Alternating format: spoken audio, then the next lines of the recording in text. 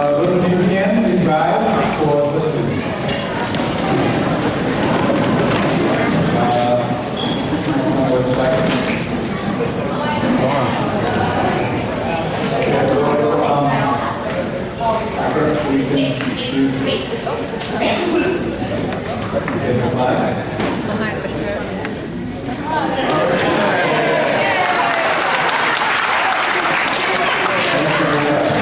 I pledge allegiance to the flag of the United States of America and to the republic for which it stands, one nation, under God, indivisible, with liberty and justice for all. Thank you very much. There was a request just to introduce the Board of Finance members. So I'm Scott McAllister, Chair of the Board of Finance. On my left is Stan Bullock. Patricia Steele, Vice Chair, Lauren McNamara, Mary Sheckley, and Kimberly Calladine. Thank you guys all for being here tonight. Appreciate the interest in discussing our budget. First, we're going to start off with comments by our first selectman, and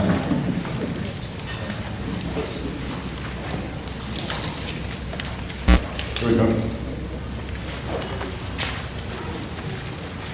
So good evening and welcome, and thanks for the interest. Both sides, there's a couple different points of view, and I'm glad we're all here to discuss it and figure this out. As so often happens when you try to simultaneously resolve two goals that are exclusive to one another, neither outcome appears satisfactory. And that is where we find ourselves this evening with respect to the current budget.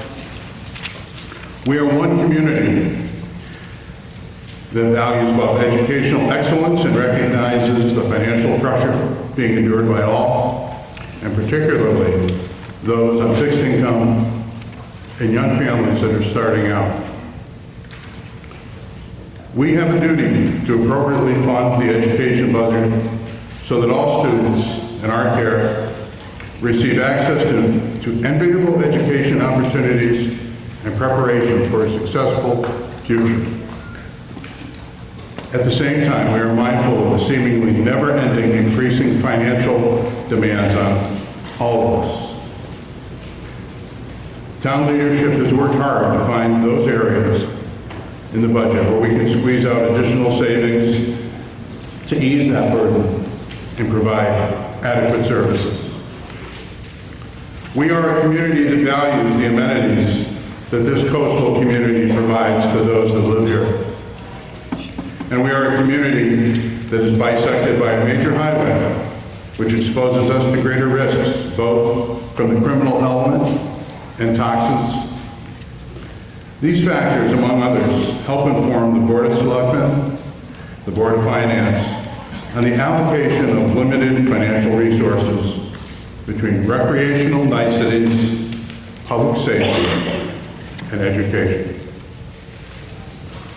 That is the line that we as town leaders must draw.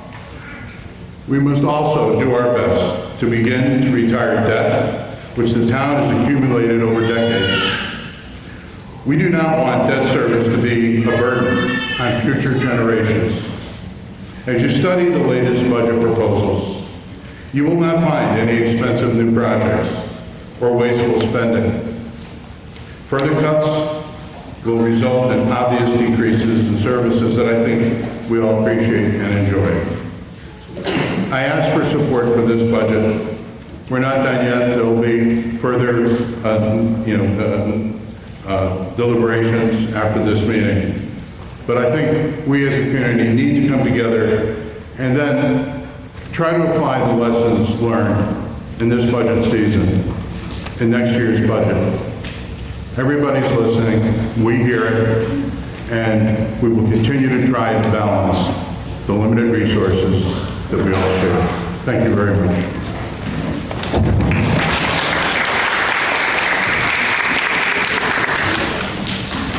thank you. Next up is Jeff Newton, Superintendent of the Lyme Schools.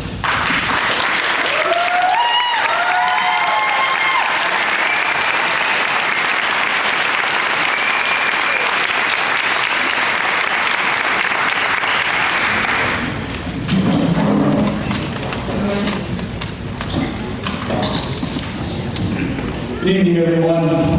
Thank you again for coming out. As Scott said, Jeff Newton, the superintendent, my 12th year here as superintendent for an outstanding school district, as we all know. Some of you in the room, this might be your first time, so I want to, others have been here through the length and duration of this process. So what I'd like to do is just kind of run through some slides that some folks have already seen, but others might not have seen. Give a clear picture of where we started to where we are today. And you should have handouts too of these slides. We love many copies over there. If you look from left to right, this was the work of the Board of Education, our schools, our administrative staff members, to bring a fiscally responsible budget forward to the Board of Finance.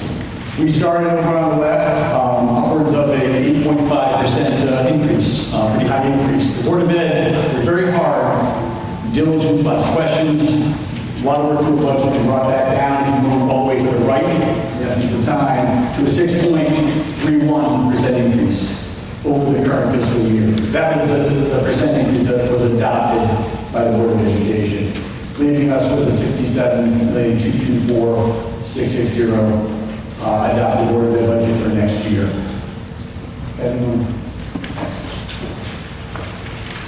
With that process to get down to that 6.31% increase, there were some reductions that the Board of Ed carefully considered and engaged in. Carefully also not impacting individuals' jobs themselves or losing jobs. We had the opportunity through looking at class sizes to put in one-year-only positions, knowing those positions could go away and still keep our elementary class sizes within our guidelines. So those first three, the one-year-only and the 1.0 FTE Flanders teacher position, does not impact class sizes going into next year. We also reduced the part-time, a secretary to part-time, a person individual left, we filled with a part-time individual, reduced some administrative time, and we reduced 5 paraeducator positions as well as they. That left us with the Board of Ed reducing 8.5 positions. Thanks. Moving from that point, if you look on the left side of slide number 4, as you can see that 6.31, this is where the Board of Education transfers the budget over to the Board of Finance and Board of Selection. After the Board of Finance did their reductions and review of our budget, they reduced $1,297,775, bringing it down to a 4.26% increase over the current fiscal year, which was what was brought to the first public hearing. During that public hearing, at the end, we appreciate the Board of Finance's support in adding money back into our budget, and they added back in $362,951. We were appreciative of that. That brought it up to a 4.84% increase. Still below what the Board of Ed was, obviously, but up to a 4.84% increase over the current fiscal year. Obviously, we know we're here, the referendum failed. This past Tuesday night, the Board of Finance did some further deliberations, and they made some other reductions. They took back the 362,951, and they took $243,460, which was allocated in educational funding dollars that came from the state. This year, with the following news, the governor, the state released millions of dollars to districts and municipalities in support of towns as well as education purposes. East Lyme was allocated $243,060. Supposed to go to education to support our budget. The Board of Ed was working with that number. That was helping. We had some plans for that. But this past Tuesday night, that was taken as well. Totally $606,011, leaving a total reduction of $1,540,835 from what the proposed increase was to next year's budget, the proposed increase. And let me just preface too, of that 1.5 million, 420,000 of that was there's health insurance savings.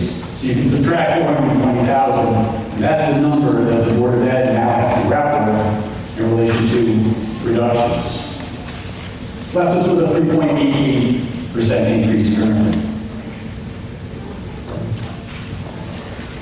This is the impact, or potential impact, 3.88% increase and reduction. Everything on this list, which is back now, a handful of these items were taken off the list when we got that 362,000 back, and we had the 240,000. But now these are all back on the table. These are all staffing components that the Board of Ed has to grapple with. We're hopeful not all of these will be cut, but many of them are on the chopping block going into next year. That's 15.30 positions. Now you just saw the Board of Ed already reduced 8.5. That's over 20 FTE positions they're looking at for next year. That's an erosion of the East Lyme public school system. Next slide. In addition to staffing positions, these are other areas that the Board of Ed is going to have to look at as well for reductions to help support. So as of right now, we're down to that 3.88% increase. So you can see I didn't list and name all of those, but you can see things like reducing the bus, reducing the late bus for those from high school, supplemental stipends, frequent summer salary, sports officials. There's a handful of things on there. So between previous slide and this slide, this is the work of the Board of Education now, grappling with a 3.88% increase. Some of you have seen the next 2 slides, the next 3 slides I'll show, which are the last set of slides. But for these Lyme Public Schools, this is slide 7. These Lyme Public Schools has been and is an exceptional school district.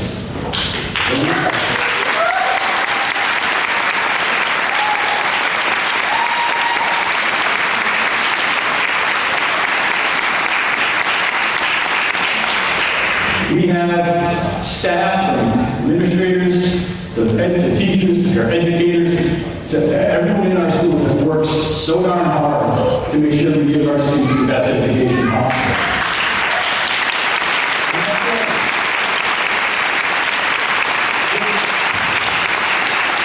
This graph right here is what you call the accountability index.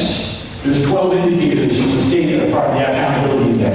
Some of those indicators are achievement scores, graduation, how we do in the arts. It's almost like a well-rounded picture of your school district. This is just area school districts. You can see where East Lyme is. There's 5 districts that are ahead of us.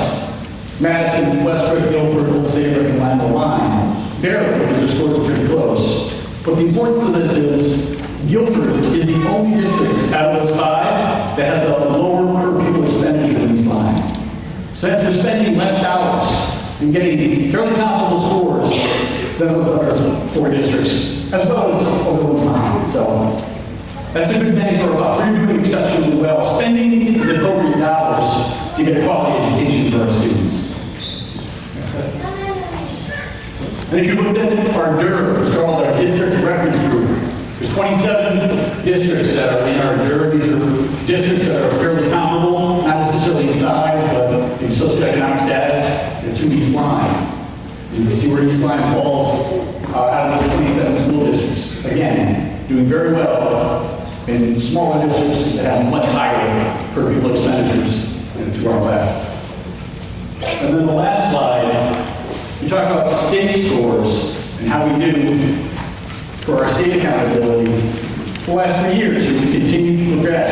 Our ELA, our math, our science, our scores will continue to go up. That's a tribute to the staff and the school system that we have. With a 3.88% increase, we're going to see an erosion of what's happening with these scores.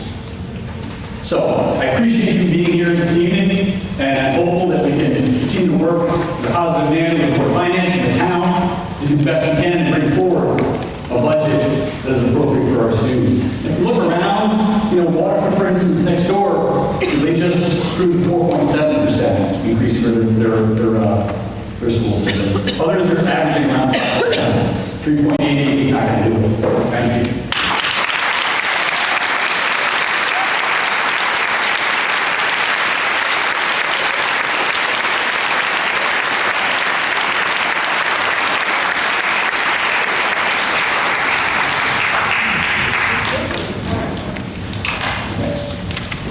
Thank you. Good evening, everyone again. I've already introduced the board. Thank you guys for being here. I hope you all will be here. Next, please. So, after the referendum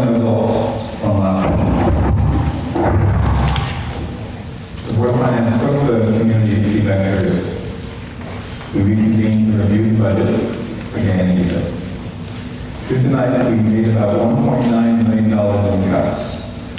Additional reductions across multiple areas of the budget, as you see on the handout that are available in front and partially summarized here. Those cuts did include town operations, education, capital spending, and cash capital contributions to help pay down our debt. I want to emphasize something very important at the outset tonight. This exercise was focused on any one department or any one group.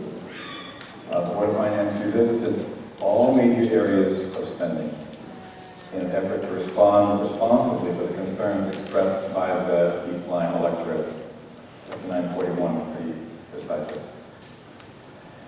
The revised proposal that Jeff has mentioned and is on the paper that you looked at tonight represents increased investment in both our schools and in our town services. These changes do in fact reduce the projected mill rate, as you see at the bottom, from what it was for the town referendum last week, while still maintaining increased funding across the budget. Next, please, Kevin. The last one, you missed one. That.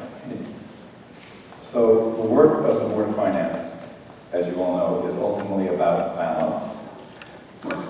We are all proud of our schools, and we should be. You know, the statistics that Jeff cited are real and absolutely worth shouting from the rooftops. Our teachers, staff, administrators, students all contribute to a district that performs at a really high level, and that's amazing.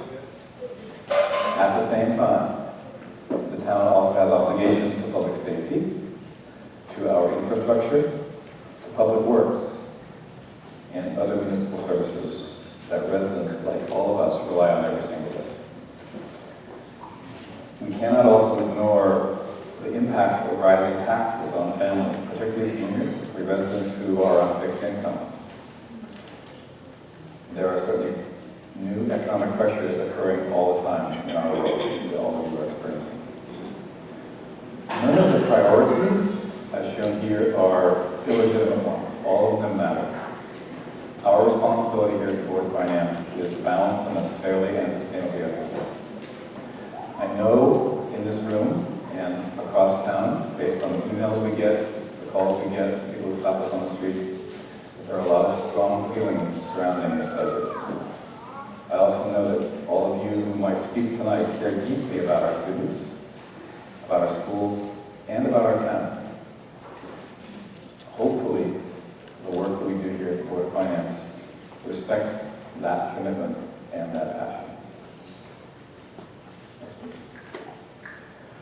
So, while reasonable people can disagree about where the right balance should be, we still must make difficult financial decisions, and these should not be interpreted, please, as a lack of support for education, for students, for staff, or any of the important town services that we all take advantage of.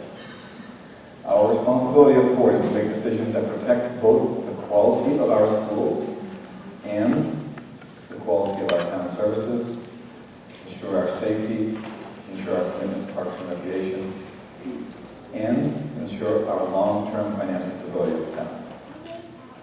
Thank you for being here tonight. For those who are here to participate in this process, we're really glad you are. We're really here mostly to listen.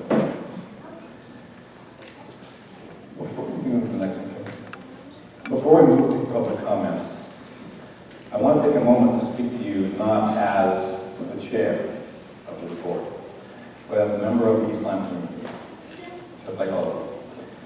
I've lived enough life, obviously, to understand that people usually do not come to meetings like this because they don't care. They come to meetings like this because you do care deeply about children, about our schools, about our ability to stay safe in Niantic, East Lyme. You care about our neighborhoods, you care about our parks, and yes, you care about our taxes.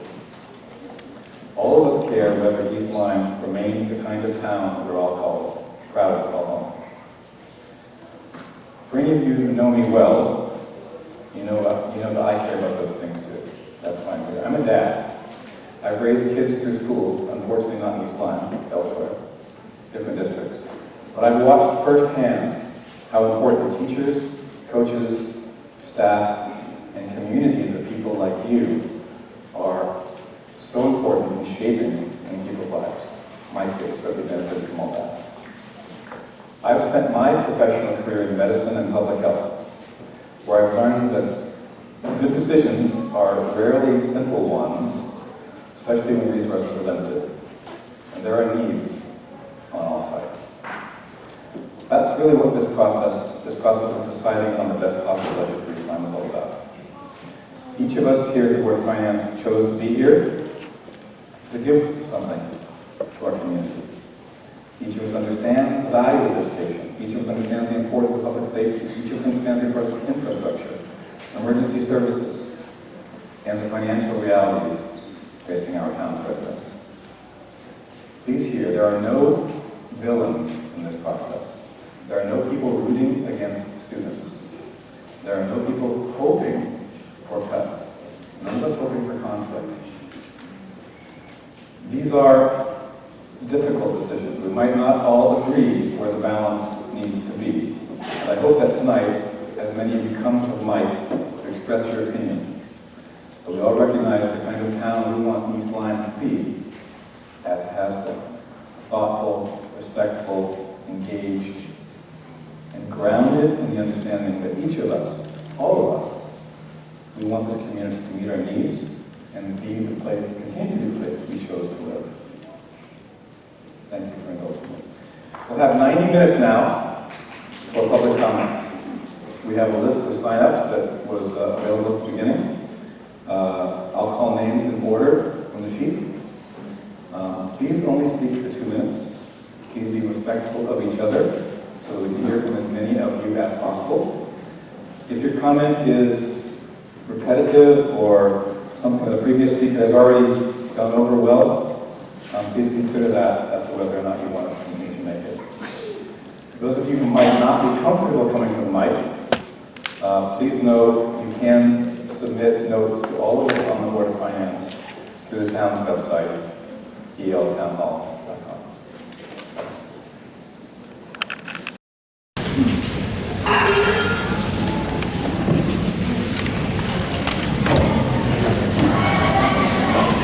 So the first name I have on the list is Dave Schmidt. Please state Does this work? your name and address. I don't think this works. My name is David Schmidt. I reside at 40 Carriage Hill Drive in Niantic. I am a senior citizen. I am retired. I do not have a pension. I live on a fixed income of Social Security and what I saved through my career as a HVAC technician and administrator. I moved to East Lyme because my son, long before he was married, chose East Lyme as where he wanted to raise a family because of the quality of the educational system. I strongly support the Board of Education. I think we should not be cutting their budget. I think we should be increasing it. I think, having said that, I believe East Lyme needs to come to a reckoning. I was a professional firefighter in Connecticut many years ago, and I went through growing pains on that department similar to what East Lyme is going through now. I believe that East Lyme's police, fire, and public works are understaffed and underpaid, as well as the Board of Education. And being in the position I am, as I said, I don't have a pension. I have my Social Security and my life savings. I would support an increase. I would be willing to pay more taxes. Because when I moved to East Lyme, everybody said, it's so expensive to live here. And I said, are you kidding? East Lyme is one of the best bargains around. We have Niantic, we have the waterfront, I have a boat, I enjoy life. And when people say, why don't you take a vacation? I say, because I live in a vacation destination. I have no need to go anywhere else. So I would like to also add that when we have a vote on a budget, what we did in my hometown in Connecticut, we had an option to vote yes, we had an option to vote no. And when the no vote was opted for, you had a choice to say, the budget's too low, or the budget's too high, instead of just naturally assuming the budget was too high and cutting across the board. Thank you.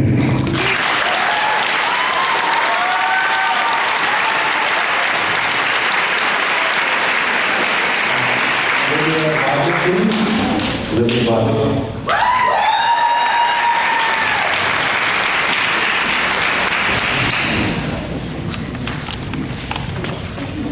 Olivia Blodgett, 30 Lake Ave. Good evening. Thank you to Kim and Lauren for standing up for the importance of education on Tuesday. If we follow the data, a different story emerges, and the following information is from the Schrader family, and thank you for sharing this with us. Over the past 3 years, East Lyme school budget grew by 14.7%, the lowest among the comparable towns, Waterford, Stonington, Clinton, Ledger. These communities face the same pressures we do, rising special education costs, unfunded mandates, healthcare, etc. And yet every single one of those towns has allowed their educational budget to grow more than ours. The question should not be asking how much can we cut from our schools, but why are we not addressing the area of the budget growing the fastest? This is not about diminishing the value of the town services as we all rely on them, but growth at more than twice the regional rate, outpacing inflation, demands accountability. When we make across-the-board cuts or disproportionately cut education, we are not solving any problem. We're shifting the burden onto our students, constantly stealing from Peter to pay Paul. And let's be clear, cutting the Board of Education now would push East Lyme below every comparable community, asking our children to accept less than what the neighboring towns already provide. I would like to propose a solution, and one that does not rely solely on taxpayers, a dedicated grant writer. A grant writer can secure supplemental funding by matching East Lyme's needs with available federal, state, and private grants, funding that already exists but requires expert access. They ensure we fully utilize federal entitlements, pursue competitive state opportunities through the State Department of Education. They coordinate with regional partners like Learn, and to bring in collaborative multi-district funding. They can also unlock local, regional funding from education foundations and workforce environmental grants, help paying for classroom innovation, technology, and specialized programs without adding pressure to the town budget. More importantly, a grant writer will help offset the exact problem we're facing tonight, rising costs that are currently falling on property taxpayers. They bring in outside dollars to fill in those gaps. If we're serious about getting this budget right, then cuts should follow growth and solutions should follow need. I urge the Board of Finance to please take a hard look at town operations, align spending with regional norms, pursue smarter funding strategies like grant writing, and before asking our schools to make cuts that they do not deserve. I sincerely hope and wish for our children to be educated at the highest level so that they can sit on this board and take care of you in the very near future. Thank you.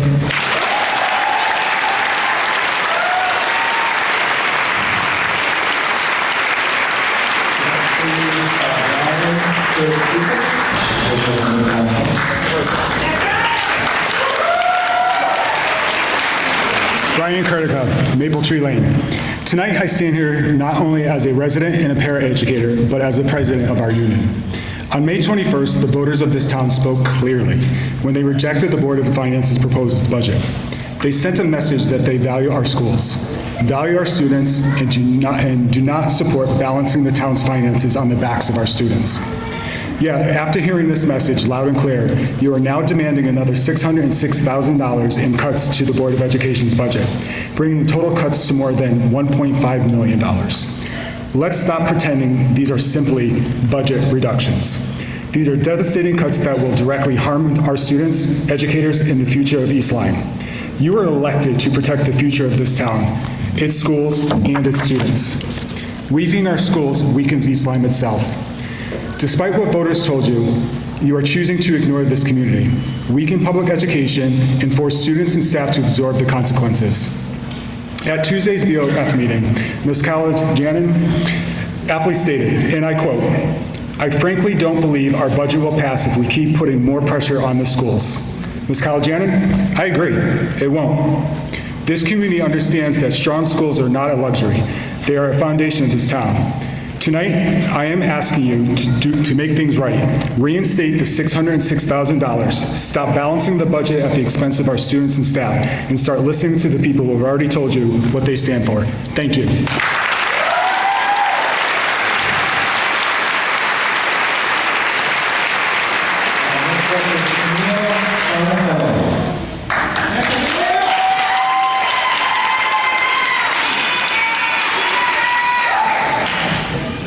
Thank you, guys. That was nice. Okay, hi, everybody. I'm I'm a special education teacher here at the middle school, and I have a 2-year-old daughter who's going to be going through this school system. I should have started, I live on 31 Parker Drive. Anyway, going ahead. I also had a colleague who read a speech for me at the last big board meeting. I couldn't attend, my daughter had the flu. It's because I have experienced cuts in California, so this is not something new for me. I want to start by actually thanking you for the time that you've spent working on the budget. I've watched almost every meeting and have been following your work very closely. I am very grateful for your service and all of the hours you've spent looking at the many, many line items. With that said, I'm confused and frustrated by the recent actions that this board has taken. I'm against the additional cuts that were made to the Board of Education budgets at the meeting on Tuesday. Specifically, I am disappointed that the funding we received from the state that was earmarked for education was moved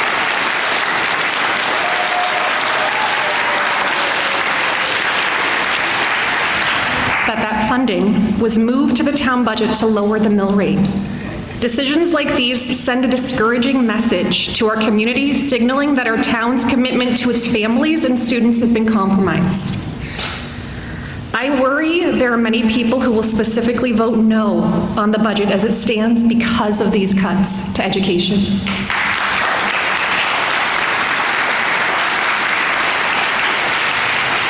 So with all of that said, I implore you guys, please reconsider and reinstate funding to the Board of Education so that this budget does have a chance of passing. We need the budget to pass. Thank you.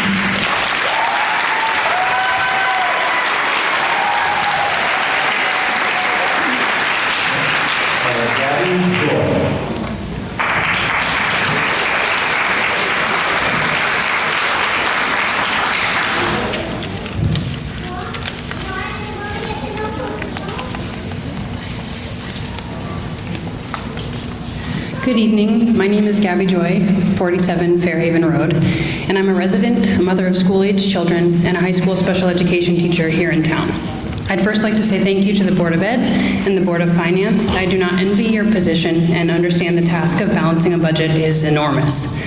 I initially wanted to speak to the emotional and mental health impacts of cutting our school budget, but past experience and listening to voters at the polls last week tells me that emotional appeal doesn't move the needle, money does. While our financial needs as taxpayers are great, they should not come at the expense of the greater good or basic accountability. Recently, I've noticed some community members quick to point fingers at the schools for having the audacity to request a budget that simply represents anticipated need.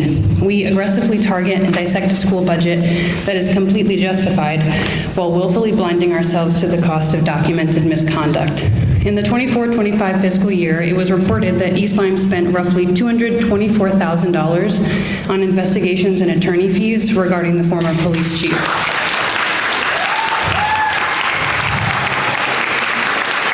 Over $202,000 for his paid leave. According to these reports, this inexplicably included payment for a rental car and allowed him to keep his tax-deferred 401A plan. While I understand these types of payouts and contracts are often heavily negotiated and protected by law, why is the financial consequence for them placed on the back of our school system and our children? Both the police and our teachers have strong unions and strong contracts, but only one of these groups has to show up here year after year to fight for our livelihoods.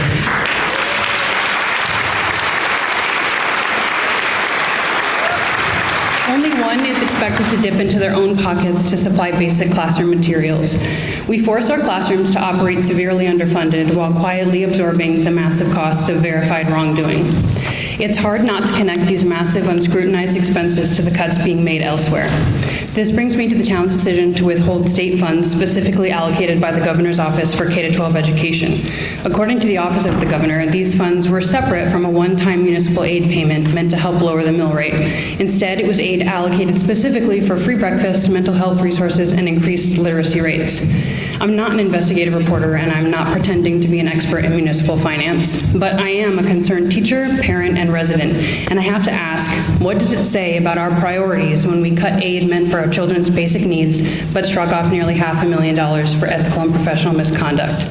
I'm asking the board to realign its priorities and restore funding to the school's budget. Thank you for your time.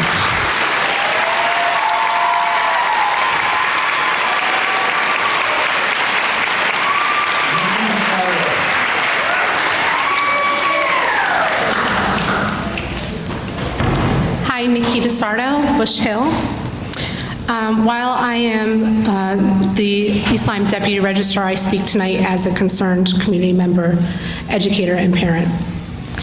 I've had the privilege of living in East Lyme for most of my life. I attended East Lyme Public Schools from 1st through 8th grade. Today, I have children in our school system, and my mother, a senior, also lives in town. My family represents multiple generations of this community, and I care deeply about the future we are building together. I also bring a broad perspective on education. I've worked as a public school teacher in both urban and suburban districts, and am currently in higher education. I have seen firsthand what happens when schools are fully funded, and what happens when they are not. Cutting $1.5 million from the Board of Ed approved budget and reallocating money that's earmarked for education is not an abstract number on a spreadsheet. It means losing people. She did numbers, I do emotion. It means losing people, dedicated, talented staff who our students rely on every single day. Teachers, interventionists, I'll keep it together, sorry.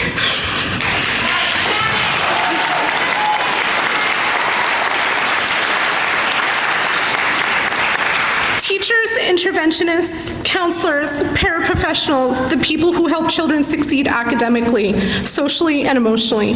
I think everyone in this room can remember a teacher who changed their life, a teacher who saw potential in them, supported them, or helped them through a difficult time.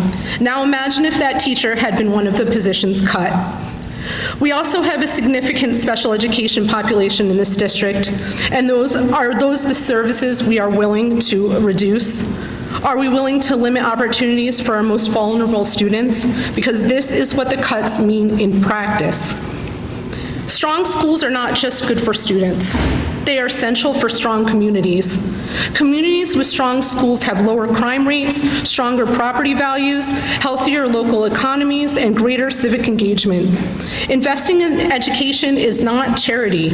It is a long-term planning for the future of this town. Not fully funding our schools is incredibly short-sighted. The consequences do not disappear next year. They follow young people for decades.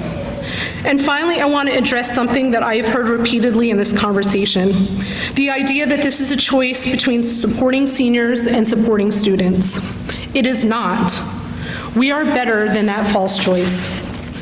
I believe in East Lyme's ability to come together and find thoughtful, creative solutions that do not catastrophically impact our schools while still respecting the needs of taxpayers and seniors.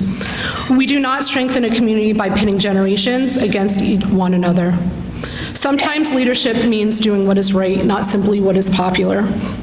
Tonight, I urge you to protect the future of this town by protecting its schools. Thank you.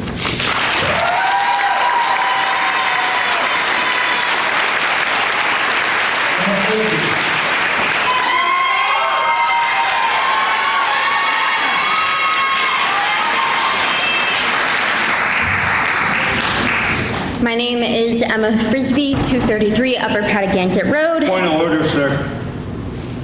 According to our charter, you have to be a taxpayer. Whether you want to support it or not, it's the way the charter reads. Just keep speaking, Emma. And I'm a junior at East Lyme High School.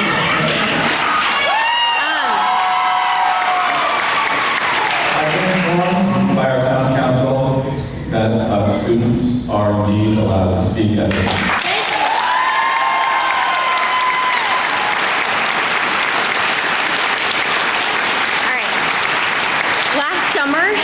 Last summer, I worked as an intern at the Democratic Town Committee. Through that experience, I attended numerous town meetings, and what I noticed during some of those meetings is that conversations were being had that felt disconnected from reality of life in East Lyme. Here's the reality of cuts to that proposed school budget. Less money means less teachers, teachers who stay after class to help students who are struggling, teachers who are writing college recommendations late at night, teachers who are spending their own money on classroom supplies, answering emails on weekends, and constantly doing more with less because they care so much about it.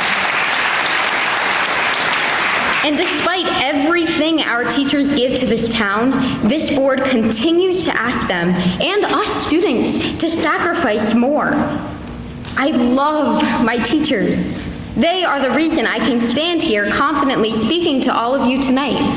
They have pushed me, supported me, believed in me, and changed my life. They do that every single day for students across our town.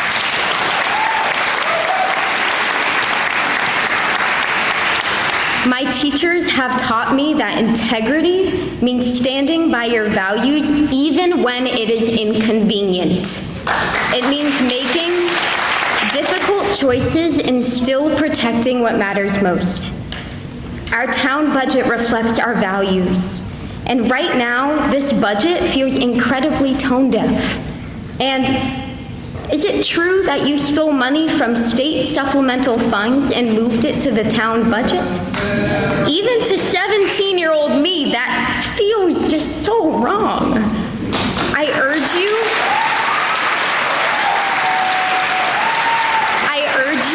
to reconsider your decision and reinstate the Board of Education budget.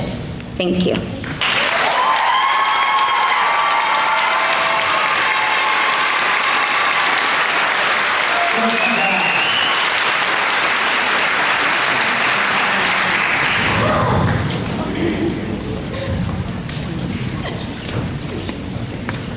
Hello again. Timothy Dowd, 66 East Patagonic.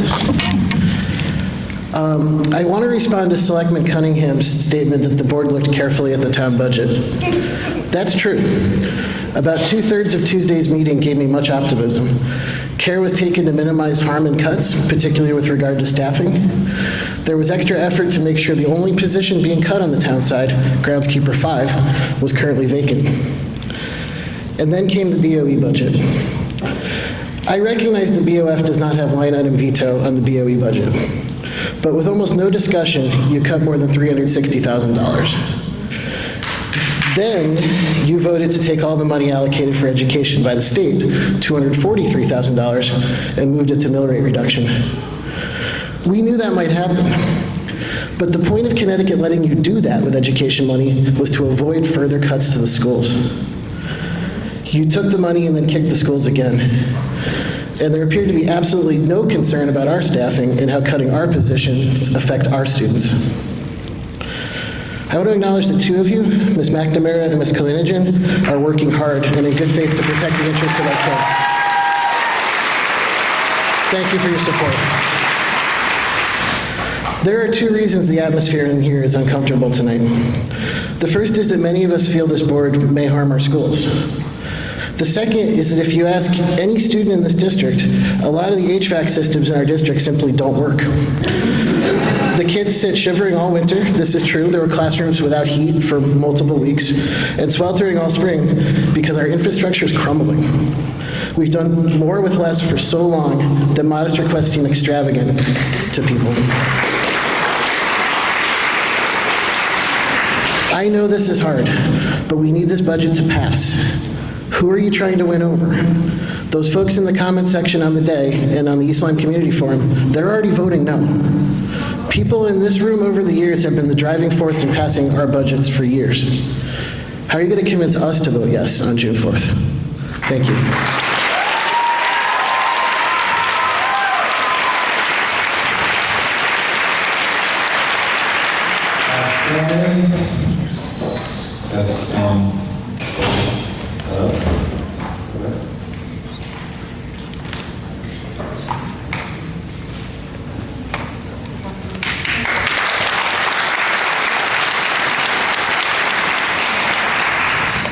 Shannon Small, 17 Harvest Glen.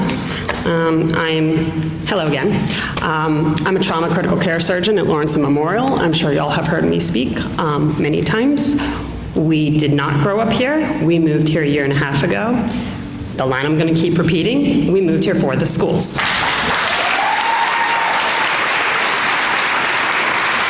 I heard a lot of what you said about valuing education, future generations, and investment in our schools. I don't see that.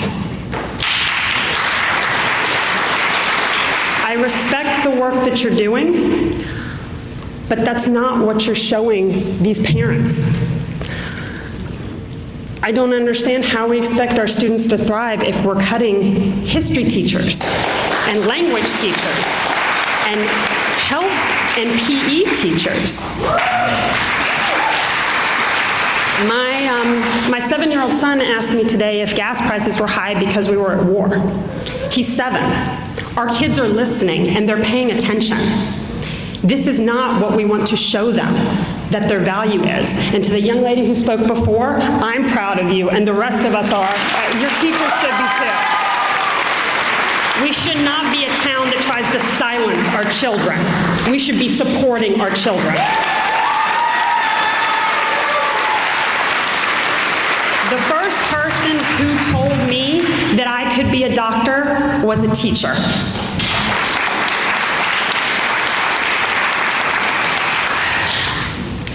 I want to ask a question of all of you, because like you, I did not grow up here. Have any of you gone into our schools? Are you parents? Are you grandparents? Have you been to our schools? Have you seen what our teachers and our principals and our support staff do for our kids, many of whom are still recovering from the effects of the pandemic? That is why, part of the reason why mental health is in crisis. I know this, I see this in my patients. I would ask you to go into the schools. I would ask you, if you are parents or grandparents, to think about your kids and your grandkids.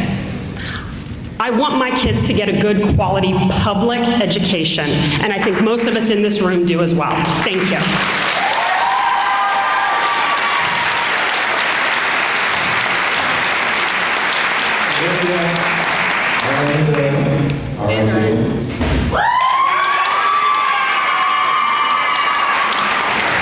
Hello, my name is Olivia Vanderine, and I'm a freshman at East Lyme Public School. I've been at this school district since 3rd grade, so throughout middle school and high school and elementary school, I've experienced the education system. And one thing I can say is that each teacher has taught me something and are incredible workers. They have influenced me in a way that has brought me here tonight to speak, because they have taught me that my morals needs to make me be here right now and tell you what you're doing is wrong. Education is so important. We're living in a time period right now where education is power. No matter where you go all over the world, you'll see that that inflation is rising, gas prices are rising, as that wonderful woman said before. And education is the only way people can have jobs and be reliable to help our community. Our community needs children. We are the future. I have seen wonderful kids who want to learn and who want, including myself, who want to be educated and who want to be a part of the future. And the only way to do that is to make sure that we have the resources we need. This today, the library closed while I was studying because we didn't have enough staff to support us.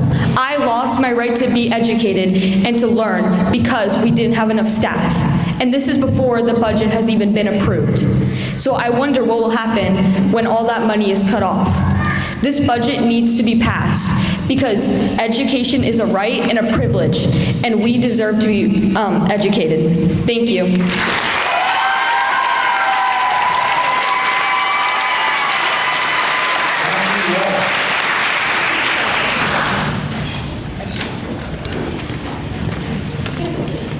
Matthew Walsh, 43 Mostaway Road. I should be out enjoying an anniversary dinner with my wife tonight. Instead, I am here standing fighting for my daughter's right to a fair education. Prior to the first referendum, the townside budget, which was a requested 11% increase, was cut by a mere 0.56%. Meanwhile, the school budget, a requested 6.3% increase, was slashed by 1.39%. Both sides should have been cut by a comparable percentage. If appropriate equitable cuts had been made by the town side initially, the budget may have passed on the first try.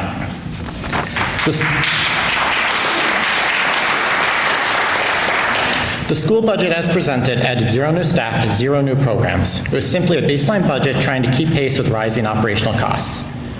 In contrast, the town budget is adding firefighters, police officers, and other costs, driving the town operations line to a 9.13% increase year over year. The further school cuts made on Tuesday night are over the top and irresponsible.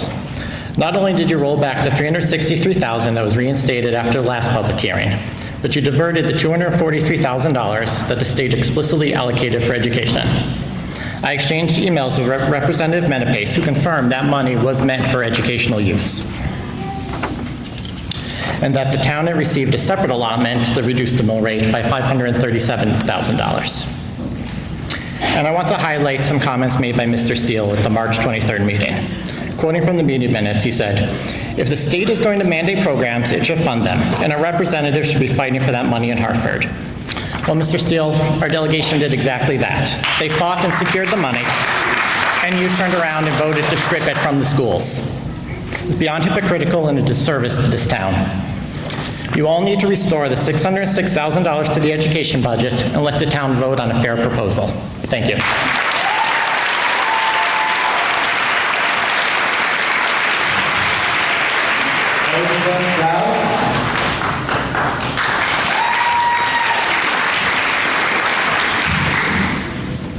Hi, good evening. My name is Dr. Elsbeth Dowd, and I live at 66 East Patagonia in Niantic. I have 2 children in the school system here, one in the middle school, one at Niantic Center School, and my husband, who you heard from before, and who has been to many meetings while I've been home with the kids, is one of the high school teachers.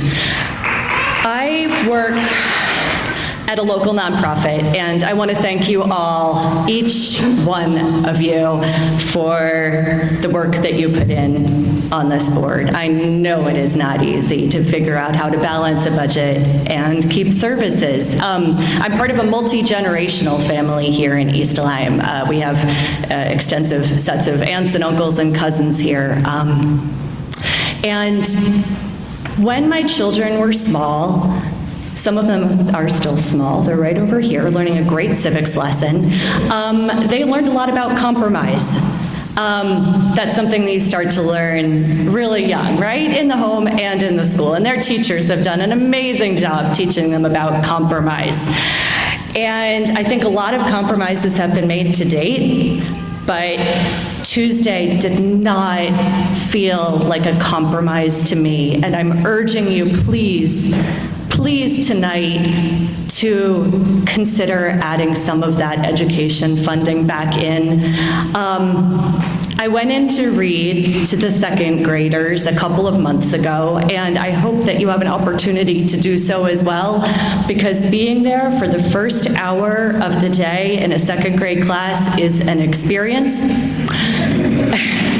and it would show you what the impact would look like. It really would show you what the impact would look like.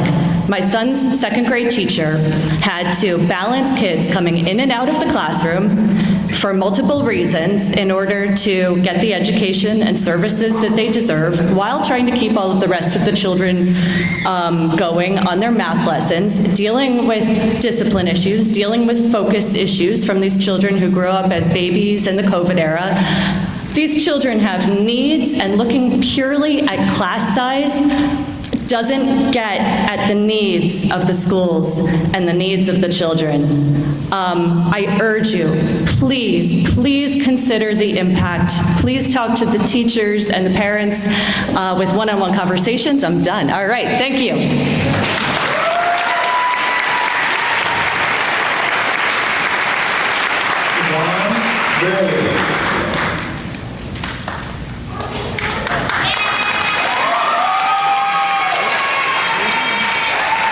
Hello, my name is Siobhan Braley, 20 Cafferson Drive, and this is my son, Ronan Braley.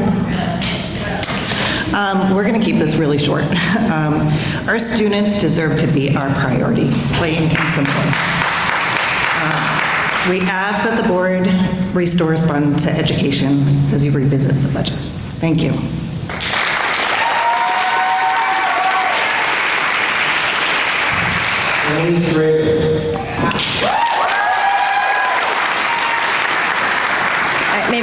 one of her minutes. 15 Applewood Common, I'm Emily Schrader.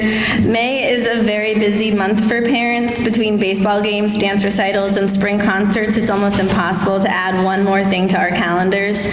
In fact, I'm missing my son's baseball game right now. Yet here we are because we have a very clear message for you tonight. First, to Kim and Lauren, thank you for your efforts to do the right thing. To the rest of you, I struggle to understand how you can look at years of data and ignore the truth staring you in the face. Town spending has grown at twice the rate of the education budget, twice. And yet when it is time to tighten belts, you reach for our schools again. Not because it's fair, not because it's necessary, but because it's easy. Our students do not get to vote. They do not get to sit at this table. They don't have much of a voice at all. And once again, you've balanced the budget on their backs. And then, unbelievably, you take money that was specifically earmarked for education from the state and move it to the town side of the budget. That's unacceptable. What do you call that? Because it's not responsible budgeting. It's not stewardship. It's a betrayal of public trust. Let me be clear. This budget failed because of spending on the town side. The town proposed a 14% increase. 14%. Meanwhile, the Board of Education proposed a 6% increase and has already been pushed down to 3.88%. You still have not fixed the original problem. You have simply created a new one. You appeared to recognize this problem at your April 8th meeting when you asked the town departments to reduce their budgets by $990,000. But when that didn't happen, you did nothing about it. Instead of pushing harder, you did what was easy and turned to the education budget. Other towns are managing to support both town services and education. We are here because this board has chosen to prioritize everything else over our children's schools. You found room in the budget last year for a fireboat, but when it comes to education, suddenly we are told there is nothing left to give. The consequences of these choices will not show up neatly on a spreadsheet. They will show up in overcrowded classrooms, fewer opportunities, burned out staff, and students receiving less than they deserve. So I'll ask you plainly, when does this stop? When do you stop calling this balanced? When do you stop asking our kids to absorb these drastic cuts? When do you start treating education like something worth protecting instead of something to pick apart? Put the money back where it belongs and start acting like our children matter as much as every other line item in your budget.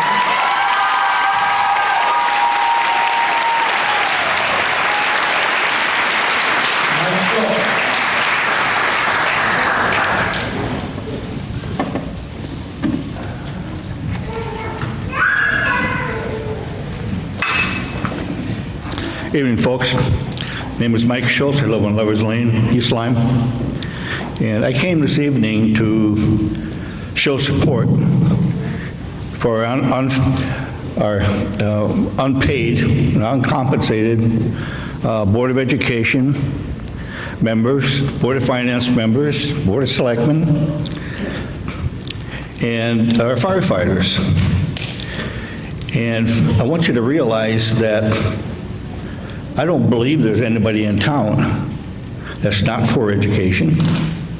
I don't believe there's anybody in town that's not for the town services that I provided them. I don't think you can do without that. But I do believe, as Franklin Delano Roosevelt said, the problem that we're having now is something he said we will have, which is the unionization of municipal employees and other employees, because you can't control their unions. They're driving the money and driving our costs out the roof. And we're doing 3-year contracts where we shouldn't. We should be looking at our capabilities on an annual basis, and then from that, add monies in support of the projects, and not blindsidedly sign contracts that go out 3 years. You're better off hiring an individual person to track that every single year. And you don't have to go through these long duration sessions of contract negotiations. It's a waste of money, it's a waste of time. Let's do the right thing and analyze these union contracts before we go ahead and sign them. This is ridiculous. Thank you.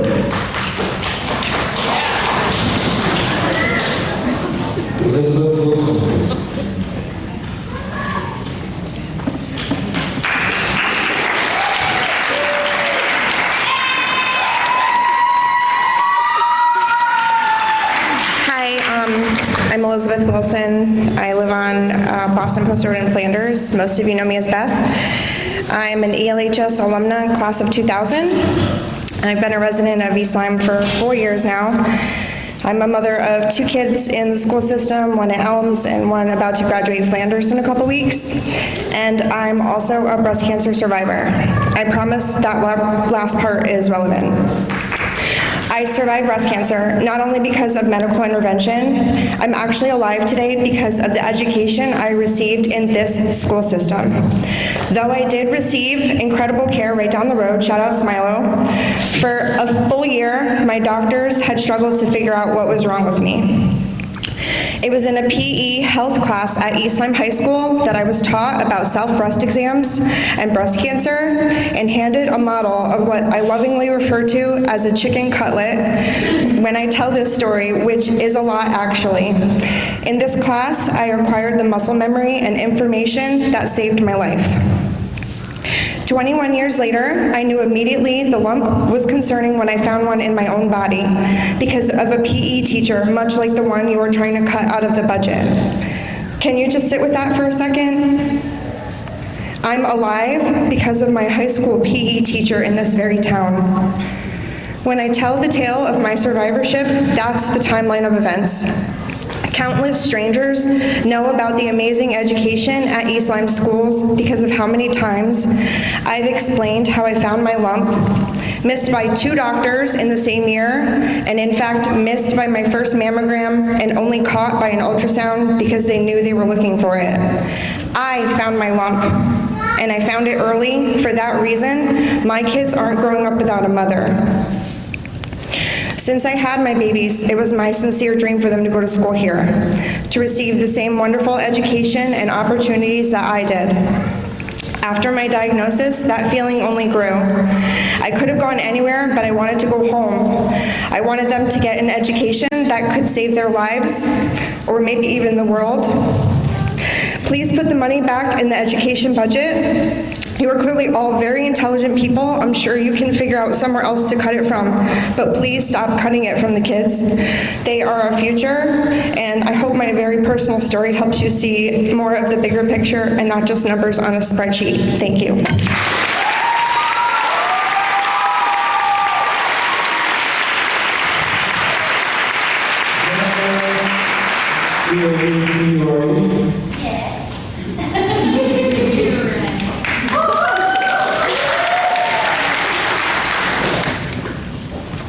Hi, Jennifer Couture, 16 Griswold Drive.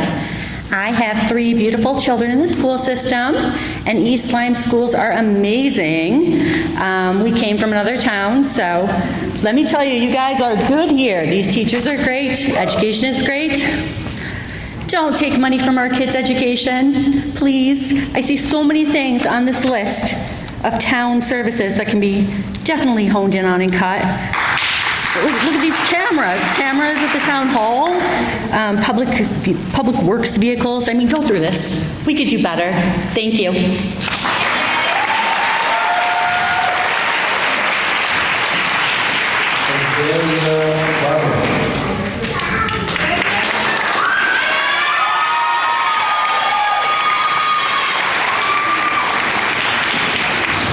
Azalea Barber, 135 Pennsylvania Avenue. Hi, I'm Azalea and I'm in the 7th grade. This means I'll be in the school system for around 5 more years. I know I'm not the only student at Elms that not just participates in drama club, but lives it. Since I was around 6 years old, I've done theater. It's been a huge part of my life. When my anxiety starts to get worse throughout the year, I just have to wait until the end of the school day for drama. I can see my friends, old ones I've known and new that I've met through this club. Theater for most people isn't just a hobby. It's a way to make friends, a way to express yourself, and a way to connect to the world. I know lots of adults don't understand or relate, but empathy doesn't mean that you have to own the shoes of someone else. It means you have to put yourself in them. You don't have to know how amazing it feels to be there, but you can try to imagine. With budget cuts, the late bus might go away, which eliminates transportation options for those who don't have a way to get home. If our budget loses even more funds, a play might not even happen at all. In this situation, kids lose ways to make connections or express themselves. If you want to mute kids, you can cut the budget. But if you want people who are the future of the world you are living in to thrive with confidence, give us back our budget. Thank you.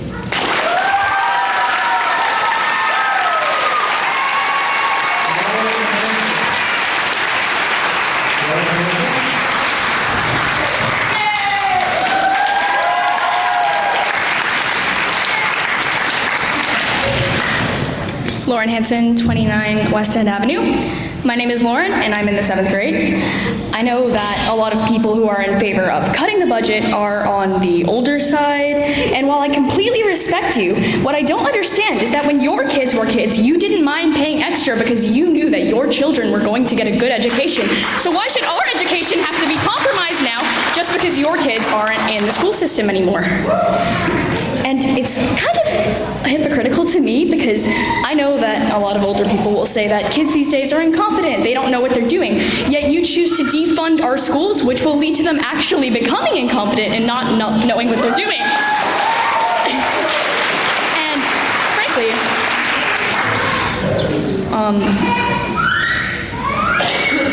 these are your future presidents, these are your future doctors, these are the people who will be taking care of you when you are no longer able to take care of yourself. Do you really want them to not know what they are doing? Thank you.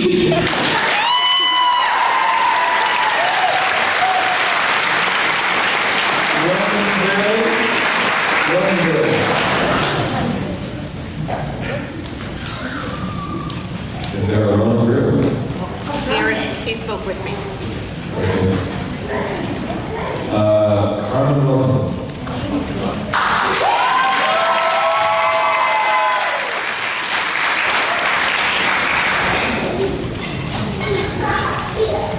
Hello, I'm Carmen Wilkinson, 16 Walnut Hill Road. I honor all of you. This is my first time ever speaking to anything in the town. We moved here in 2008, and I want to tell you why. I got medically retired from the Air Force. My husband's an Air Force veteran as well, and we could have moved anywhere. He's from Old Lyme, I'm from California.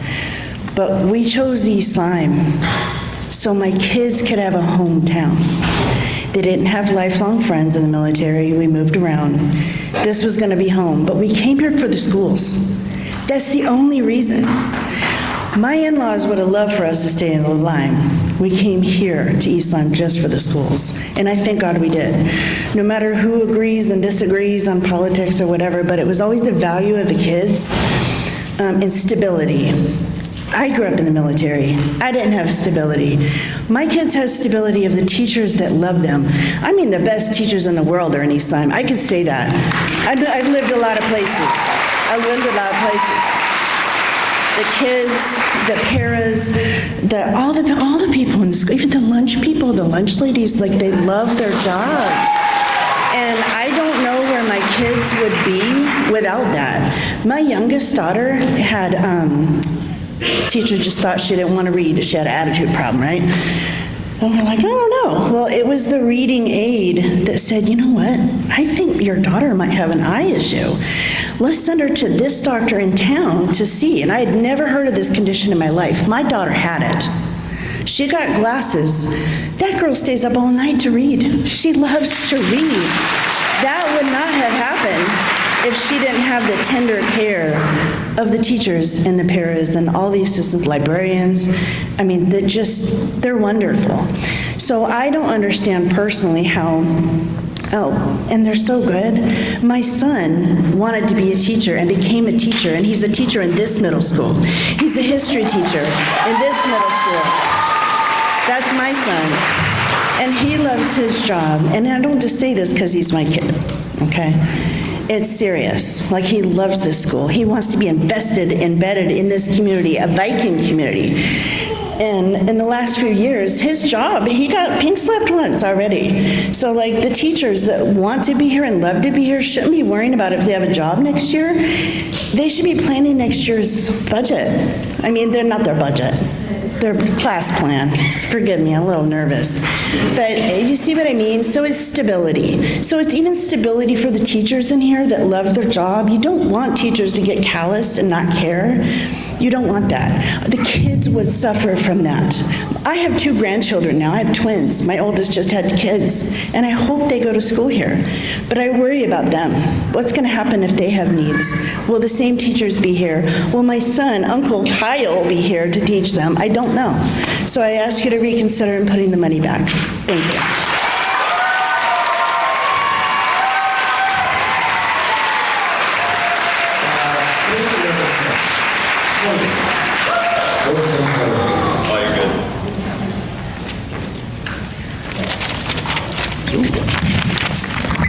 So, yeah, that was my mom, if you didn't hear. So, Cody Wilkinson at Walnut Hill Road. So, I stand before you as a proud product of the East Lyme school system. This is going to be a little bit more technical compared to the way my mother spoke. After moving around the country, I landed here in the 7th grade, 2 grades ahead of the West Coast, only to find myself a full curriculum year behind. East Lyme schools caught me up and gave me the foundation to become a technical program manager at Lockheed Martin. Part of my tasking there is to write, review, and help approve multi-million-dollar proposals for advanced technical solutions for the Department of Defense. My brother is a passionate middle school teacher here in this district, and he represents the future of education. He is now fearing for his very passion because of the choices in this budget. From someone who works with real budgets every day, the operating budget of this town makes no sense. The Board of Education has already come to you showing the tremendous restraint, cutting 8.5 full-time positions, including teachers, secretaries, administrators, and paraeducators, plus over $1 million in other adjustments, while also delivering strong academic results. We're at the same time demanding a 9.13% explosion in town operations. That's $2.3 million more, and we've only given our children 3.88%. Your own budget increase explained document actually gloats over the fact that the 102% increase in the town budget comes from just 10 items. Why don't we just strip those away? Most notably, the $295,000 pre-negotiation contingency for labor contracts, legal bloat, IT spending, new hires, and the rest. The rest of the town government actually shrinks by 2% without any of that. Where I come from, you negotiate your contracts. You don't pre-allocate $300,000 for unknown raises. Give that money back to the schools. Instead, we quietly introduced a red herring. Take away the $243,000 from the earmarked education funding. Pull that away from our kids' futures and bury the lead of the parallel reduction of $362,000. This is hubris. Restore the full $243,000 education earmark, return the $295,000 pre-negotiation contingency, and return the original $362,000 that was cut in the prior negotiations. Let's look at the documented town-signed waste and give our schools more than that combined amount. Our children and our dedicated teachers are not your contingency fund. Thank you.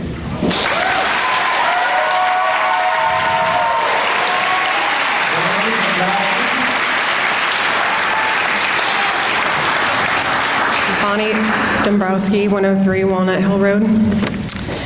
Tonight, I want to speak about consistency and the message that this revised budget sends to our community. Affordability is a real concern, one that this community has voiced loud and clear. But when we need to reduce spending, that burden should be shared equitably across all departments. Instead, what we see is a targeted reduction that falls disproportionately on our children's education. In this revised budget, town operations will see a 9.13% increase, while our schools will receive less than half that percentage, 3.88%. When the police department requested $500,000 in overtime, it was approved with little pushback. When the planning department needed training funds to stay in compliance, they were added back. When the fire department requested over $700,000 in overtime, the chief explained needs, staffing needs, insurance premiums, and mandates, and those explanations were accepted. But when it comes to our schools, the conversation changes. When the Board of Education presents stacks of unfunded state mandates, they are told to absorb the costs. When the state provides $243,000 for some of those mandates, those funds are diverted away. When the district cannot fill 5 paraeducator positions, those positions are simply eliminated with no overtime for those who remain.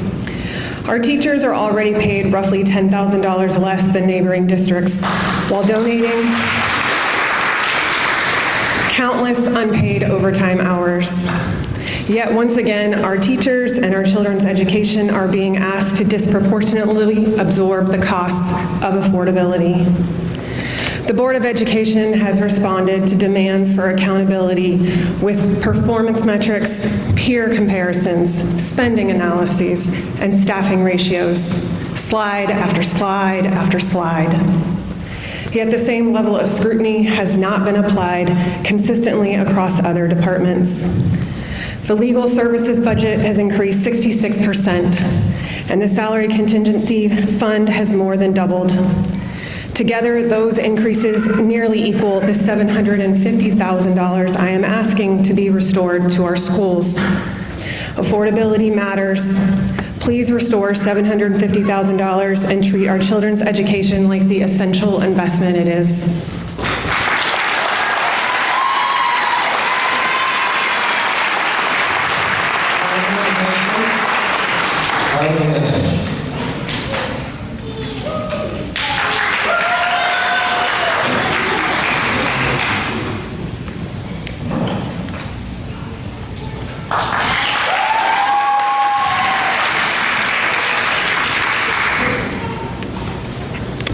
Good evening. Carmen Hansen, 29 West End Avenue. First of all, I would like to thank you for the opportunity to speak tonight. Before I begin, I want to share something personal. I moved here from New York, from a community where school quality declined over time, and I watched what happened next. Property values fell, and taxes went up to compensate for that. I saw neighbors lose equities on their homes because they were counting on for their retirement. That experience is why I am speaking tonight, because I never want to see East Lyme repeat that pattern. And I certainly want my daughter to continue to thrive here in the East Lyme school system. Cutting the Board of Education budget is not the responsible solution for East Lyme. The facts show that our schools are already operating leanly, while the town's operational budget is where meaningful adjustments can be made. First of all, according to the Connecticut State Department of Education's net current expenditures per pupil data set, East Lyme's per pupil spending ranks 63rd and 67th in the region over the last 2 years. That means we're not overspending. We are delivering top-tier results at below average cost.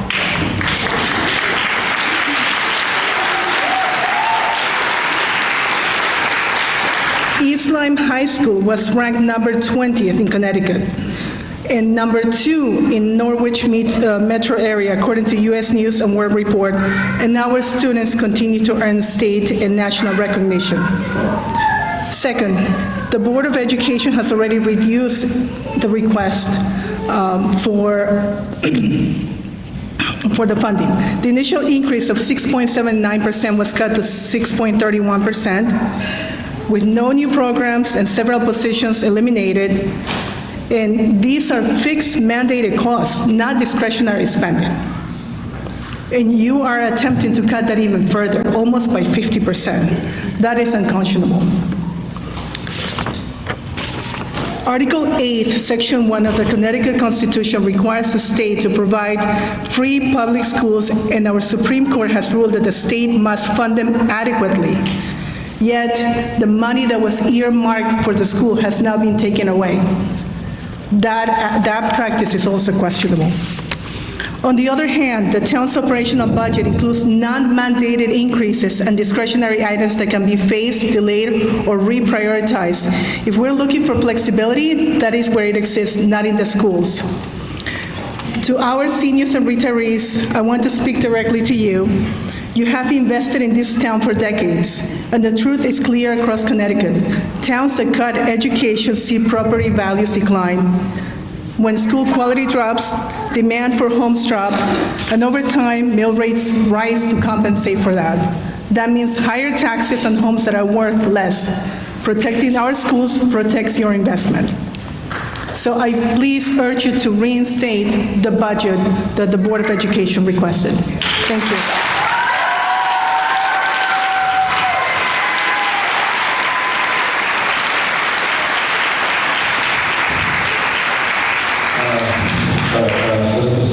Aiden Kim, 1, 2, 3.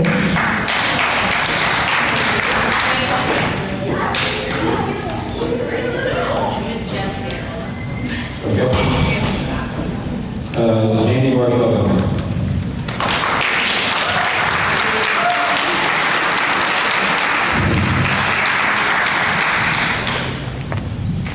Jamie Barr Shelburne, 31 McElhaney Drive. I'm actually going to not repeat what everybody says because I know everybody already knows I'm 100% in favor of the Board of Ed budget and money being restored.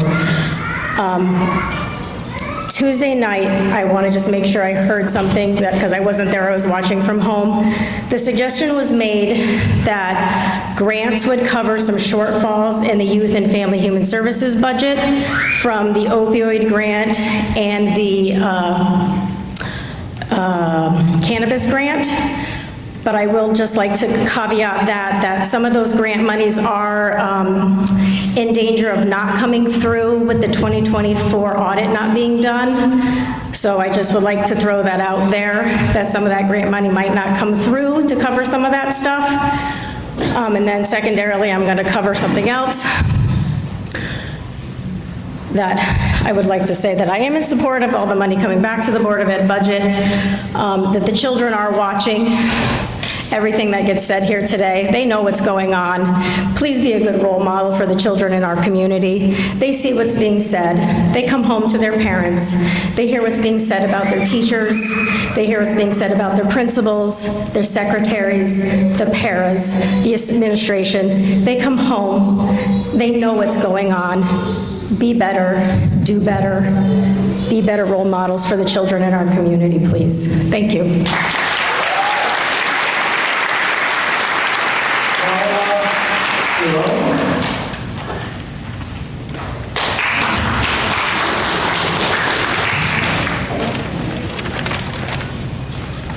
Hello, good evening. I suspect what I'm about to say is going to be deeply unpopular, but I would just like to say, sorry, I live on Upper Patagonia Road. I actually voted no for the budget, but probably not for the reasons most of you think. I voted no because an almost 9% tax increase is an insult to taxpayers and completely unrealistic. I look at this budget, a 19% year-over-year increase to the general government. Why? 20%? What are you thinking? Everybody who's wondering about education, look at that 20%. I think that's what everyone's here is saying.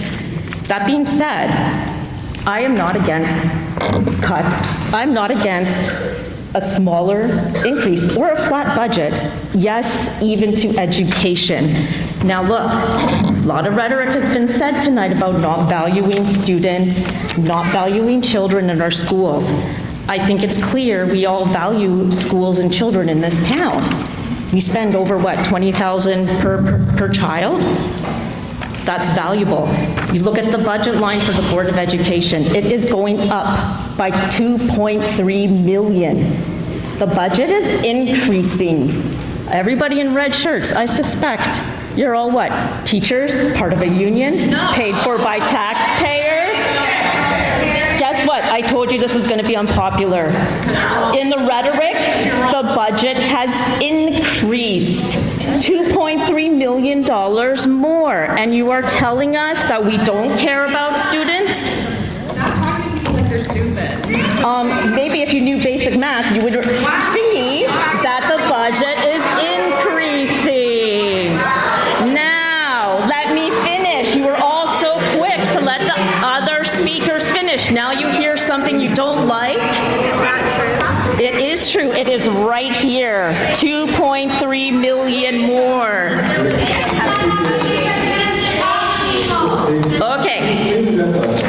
Okay, so I noticed you increased the school budget by 2.3 million. I would say that indicates we value students' education.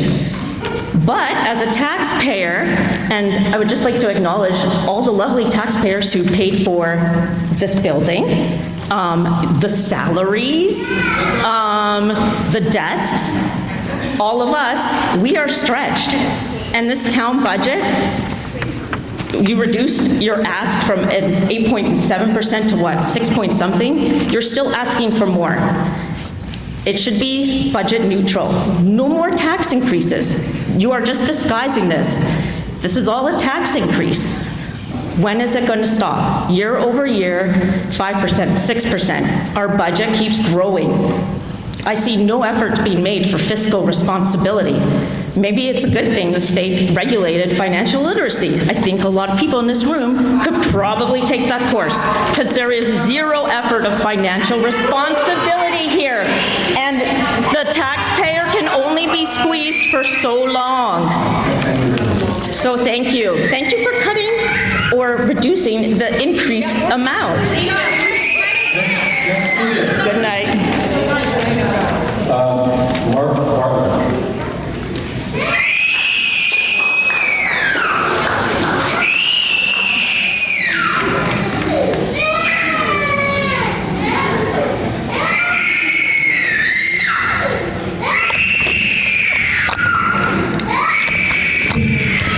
Hi, Mark Bartlett, 7 Arbor Crossing. You can hear my son in the back. He's very unhappy about the budget.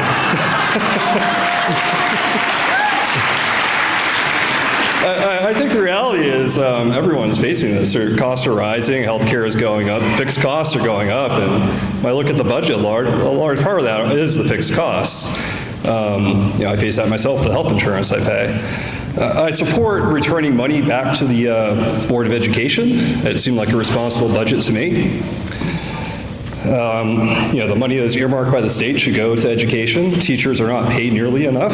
My mother was a school teacher. She provided her own supplies, spent much time after hours making lesson plans, caring for students. And if it's hard to be made, they should be proportionate. It shouldn't be from the Board of Education. It should also be across the board for the town, if they are to be made. And from what I've seen, the town's costs have risen disproportionate. The town operating budget has risen by a much higher percentage than the percentage increase of the Board of Education. So I encourage you to reinstate that funding, and if not, give more. Teachers should be making a decent salary and doing well. Thank you.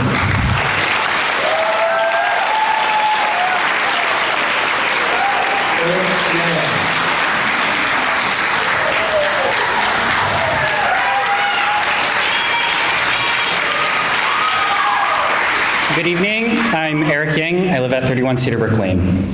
Thank you for your time. 8 years ago, I stood before this very committee in this very room in a very similar situation. Having just graduated from East Lyme High School last year, I can attest firsthand to what these wonderful people before me have said today, that our schools are our community's pride. They're why my parents chose this town and why we've stayed as a family with my sister even to this day. Our teachers have taught myself and many of my peers how to think for ourselves, how to treat others with kindness, empathy, and dignity. And even Professor Sheckley, on the 4th of May, you remarked that you would like more dialogue regarding how funds support our students.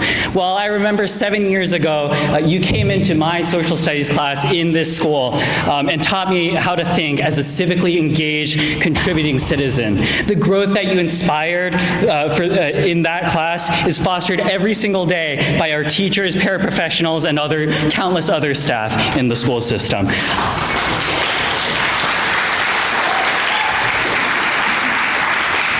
I understand how complex fiscal and monetary policy can get, and you can thank my high school history teachers for that.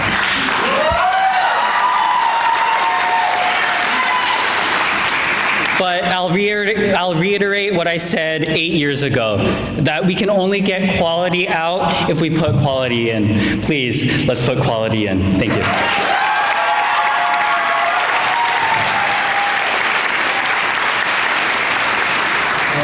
Thank you everyone for all of your important comments. I appreciate passion, commitment, and engagement that all of you have tonight. There's more. We have more. There's more. I don't have that. Yeah, it's right over there. Right. Get up Okay. John D.W.A.B.I.K. Here you go. David.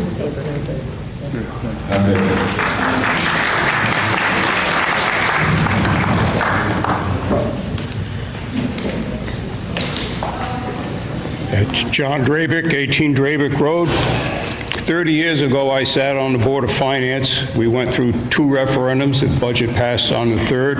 The town was essentially flat. Education side got a 2.7% increase. The town has given up a lot, and it always is unbalanced. There were 2 times we went to budget. The town got 1.25%. Education got 3 or more. The budget, when I got on the board, was $25 million entire. Board of Ed, town of East Lyme. What is it now? 17,000 people in town then, 17,000 people now. Maybe a few more if you include the prisoners, which they do sometimes to offset the numbers to make things look better. But you listen to all these people tonight, they only moved here for one thing. They're getting a free education. You got, it looks like a whole union out there supporting it. It makes you people look like horses' asses that you stand here and have to listen to it. Where is the taxpayers' union or taxpayer representatives? That's you. I hear nothing. You cut a little bit on the town side. I wish you cut more. You got to cut education. It's out of control. The budget has gone up how much since I was on the Board of Finance? You're kidding me. And you say we're well run? Recent news things in the paper haven't been very polite about East Lyme. We probably deserve that sad publicity. Town isn't being run correctly. We seem to have an inherent problem that's almost criminal. I won't get into that. Nobody here supported the police department, the fire department, any of the public safety. Nobody here spoke for the garbage men. I'll say one thing, we got more equipment in this town than well-equipped contractors. There's room to cut here and there. We got too many people on staff on the town side, and I don't want to keep ragging on the town side. Your biggest problem is the education side of the budget. It's time you addressed it. Next year, and you can do this, you mandate next year's increase to be no more than 2%, town and education side of the budget. You have the power, you have the authority. Board of Finance has the authority. You don't just do the budget. Technically, that's really the selectmen's job. They do the hiring and the firing. Your job is to make sure what the people can afford. You are my taxpayers' union, and quite frankly, right now, you're not doing that great a job. Let's see what you can do. Thank you.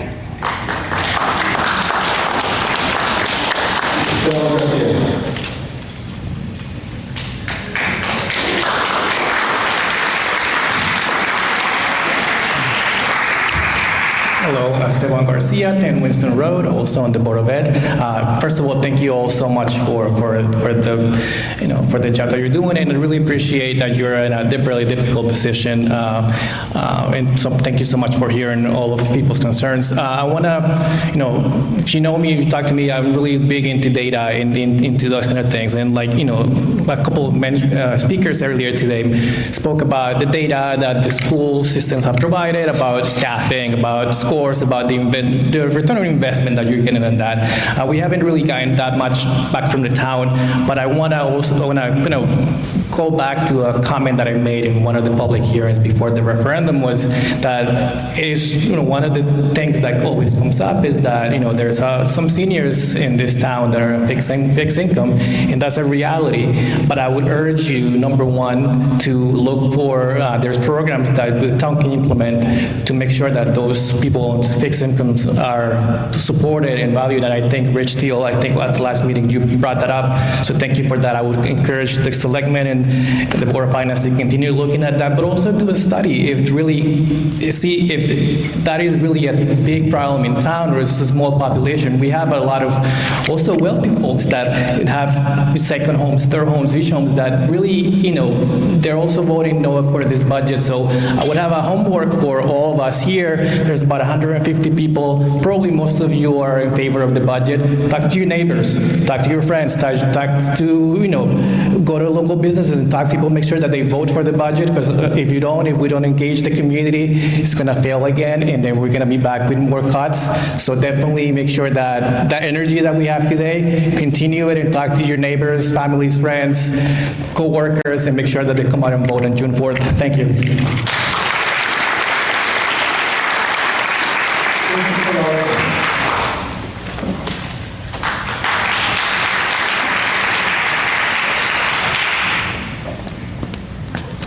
Hello again. Attending Tuesday's meeting, I was surprised that you recut the $13,167 that was restored back to the library's budget in April. I felt I made a strong case to the board, which led you to vote for a partial restoration. And to be clear, no grant is going to make up for a $40,000 budget shortage. However, we have and we will continue to apply for grants that align with our strategic plan, such as the Connecticut Humanities Grant that allowed us to bring in high school interns to work on a local history project over this past summer, or the LSTA grant that we were awarded for a children's program. But as with most grants, those are specific towards one-time programs. The East Lyme Public Library proudly serves this community, and the town of East Lyme has been incredibly supportive of the work that we do. And I want to acknowledge that fact and express our gratitude towards the town's elected officials and the community and the boards. Your library serves many roles to everyone in the town of East Lyme. It is a collaborative hub that enriches lives and strengthens our communities by empowering its citizens. Library program brings the community together. On Saturday, February 7th, we held a children's program in the Activity Center during snowy and icy weather conditions. We had 182 people in the activity room that day in attendance for that program. For our annual LibraryCon event this past fall, attendance was estimated at 260 people. The library also provides homebound services to our community. This means that we bring reading materials to people who cannot readily leave their homes.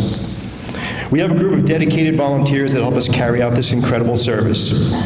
Volunteers also help the library with program assistance, book stacks maintenance, as well as our fund drive and newsletter mailings. And that's just to name a few of the tasks that they perform for us. Historically, whenever the town has significantly cut library funding, the first item cut is Sunday operations. It saves money by reducing staff wages, maintenance, and utilities. So I am not trying to be provocative by telling you that we will have to cut Sunday hours. Removing that will save the library close to $11,000. Beyond that, we look at reducing Saturday operations, which typically means moving the hours from 9 to 4 p.m. to 9 to 1 p.m. Or we reduce the number of children's and adult programs, book purchases, or a combination of both. This past year, our Sunday operations were 1 to 4 p.m., averaged 70 visitors a day for a total of 2,324 visits between October and May. While on Saturday operations, 9 to 4 p.m., we averaged 220 visitors a day for a total of 8,000 visits between September and May. In short, these cuts will have a direct negative impact to library operations and services and the community that we proudly serve. Thank you for your time.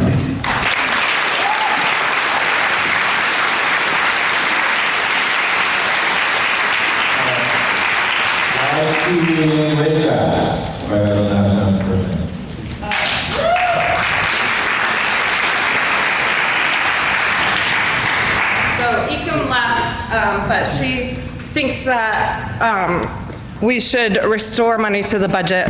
She suggests that the money that the state gave us, you could take it if you want, but give the rest of it back. My name is Deborah Stewart Van Orden. I live at 21 Hillwood Drive, and my slogans here say, huge cuts to our schools are not cool. The other side says the state gave me $243,000, and all I got was $0. Board of Education. This was written by Ecam.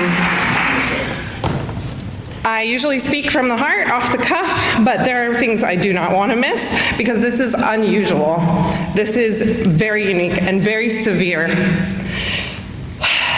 So, my name is Deborah. I work at Electric Boat. As you guys have probably heard, I am not a parent, and I'm not going to be, and I'm not a teacher. And I support fully funding our schools.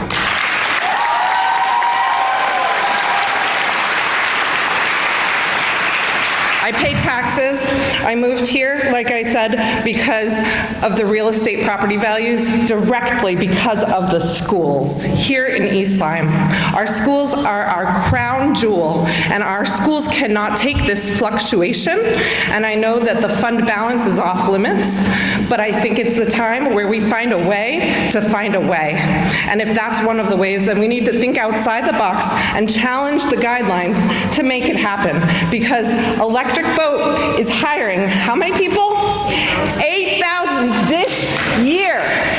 We have the Columbia program, which is the United States of America's #1 DX priority project in the nation. And Groton, Connecticut, nearby, has this factory and all of these workers and engineers like myself who want to live in towns where their budget, their money goes to good investments, want to live in a community that serves the underserved and the privileged.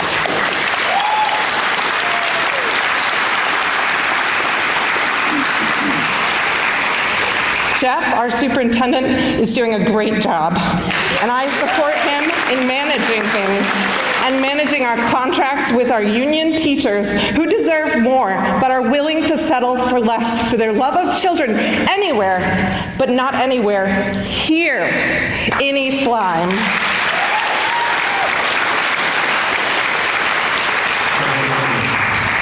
I would like to continue. By the nature of the structure of the budget, you cannot cut the Board of Ed by line item, and I understand that. But when you look at every line item on the town side and you say, oh, I can't cut that, you don't look at the lines on the Board of Education and say, I can't cut that one teacher and those 30 students and make these classrooms explode and affect the mental health of our experienced tenured teachers who are propped up by paras and new teachers that I have heard moved from other school systems to here and are on the chopping block because they care about East Lyme schools and they took a risk to come here and they deserve stability. I have a few more points and I think the crowd supports me having some extra time. Where are the people tonight who think it's okay to take the $200,000 and some odd and just give it to the town? Where are those people? Are they here? No. Did they vote yes to the budget? No. They voted no to the budget, but we don't know why because they're not here to talk. We need to find a way to dig into the budget, and as it stands today, people will not vote for the slashes. We will vote for a compromise. Enough, Mr. Chairman. I'll say one more thing. If you abstain repeatedly, like I watched happen on Tuesday night, I will not vote for you. When you abstain during controversial votes, you might as well vote no. Thank you very much.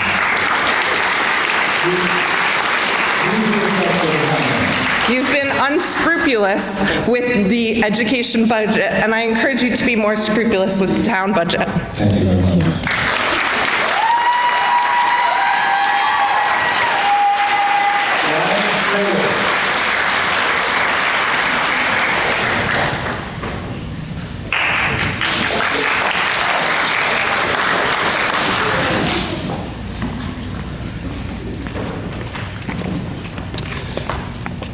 Good evening. Ryan Schrader, 15 Applewood Common. I want to talk to you a little bit about the meeting minutes of this board and what it tells us in your own words about how we got here. So earlier this week, I published a 5-town comparative analysis comparing our town's education spending with comparable towns like Waterford, Stonington, Clinton, and Ledyard. I sent it directly to all of you, and I hope you had a chance to read it. I created my analysis because I wanted to know how our budget compared to neighboring towns. I wanted to know, are they facing the same pressures that we are? And the findings are kind of stark. Over the last 3 years, East Lyme's operations have grown by 28%, more than double the 13.9% average of our neighboring towns. The school budget, in comparison, grew 13%, the lowest of any district in the region. If the town operations had simply grown in line with our neighbors, the budget would be $3.3 million lower today. That's not abstract. That's a large portion of our property tax bill, and I'm confident that budget would have passed at referendum, and we wouldn't be here tonight. My analysis identified the problem that town spending is out of control, but I wanted to know why. So I looked at the town meeting minutes, and I was surprised by what I found. This board knows it too. At the April 8th Board of Finance meeting, Ms. Kalajanan said that, and I'm quoting the meeting minutes, after significant line-by-line deliberation, town operations had only come down 3%, and she didn't feel the board had achieved its goal. Mr. Steele went further, calculating that if this board was going to hold the schools to a 4.4% increase, we needed to hold the town side to a comparable standard and proposed an increase of 6.6%. Because in his words, if the board is going to be strict with the schools, then we also need to be responsible managing the town side. Those are this board's words. And so the board acted. You passed an unanimous motion directing all town department heads to find $990,000 in cuts and present them at a special meeting on April 20th. Every board member voted yes. You set a specific dollar target. You gave departments 2 weeks. You did everything right, except the follow-through. Because on April 20th, the departments came back and the proposed reductions were $54,000 out of a target of $990,000, leaving you $935,000 short. So this board had a choice: push back, demand more, adjourn until more departments engaged, or accept what was offered and move on. But you moved on. And with a public hearing 3 days away, you approved a budget that you yourselves acknowledged was not in balance. It went to referendum, and it failed. After referendum, this board had a second chance. Some townside cuts were found, and that deserves acknowledgement. But the cuts only totaled $315,000, still $675,000 short. I'll wrap it up soon. But rather than push harder on this structural imbalance, this board turned again to the one number that doesn't require line item negotiations, the Board of Education. And another $606,000 was cut to the schools, not because the schools are growing too fast. They aren't. They're the most fiscally restrained in the region, but because it's the easiest. And $600,000 is almost exactly the number that this board couldn't find on the town side. Now, I understand.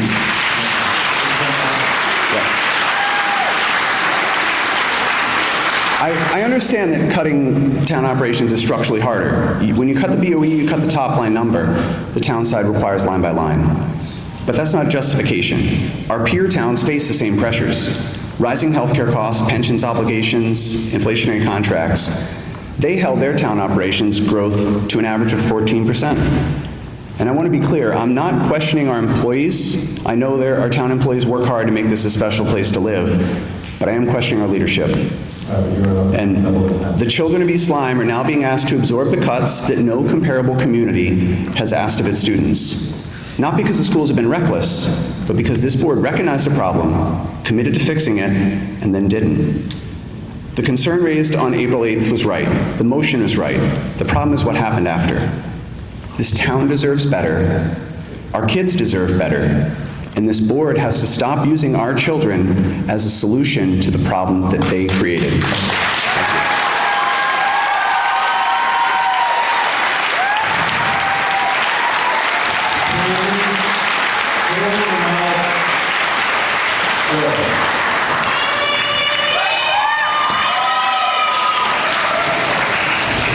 Good evening. 16. My name is Haley Romales Flores, and I think you guys should put the money back because it is very sad how students like us have to speak up in order for you guys to keep the money. I'm sorry, I'm trying not to break down, but for future generations, like my sibling over here, how is she supposed to learn common knowledge when you guys are taking the money away from education? It's not fair to us, and it's not fair to students. I don't think you guys should increase it. This is unfair to children, teachers, and staff members. I am proud for everybody that is wearing red today, and I am not wearing red, but I have something on my hand today because I did forget. And it says save the budget, because you guys really should save the budget. It is not fair at all for other people to suffer like this. So in order for us to keep educated, you guys should put the money back. And we were gonna do a play here in East Lyme Middle School, but we couldn't because you guys took cut the budget, and that is not fair to all students here that are here in East Lyme Middle School. It is not. And teachers worked so hard for us to get education, to get supplies for students in order for us to get proper information. If you don't put the money back, we're not going to get proper information, so we're going to lose jobs. Who is going to take care of you when you're not able to keep care of yourself? I personally want to be an anesthesiologist, so how, young people like us, how are their children supposed to be healthy if people can't even learn simple knowledge, simple jobs like doctors, nurses, anesthesiologists, name it, even engineers like my father here. It's not fair at all. They work very hard, and it's not fair to anybody. It's really not. And I just finished my concert, and it's to put more stress on people's information, it's not okay. It's really not. You guys should keep the budget. It's not fair.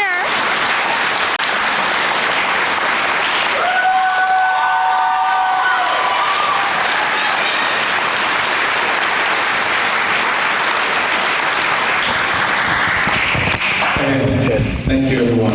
Appreciate your comments tonight. We'll take them into consideration. We have a science sheet that we've gone through. We've got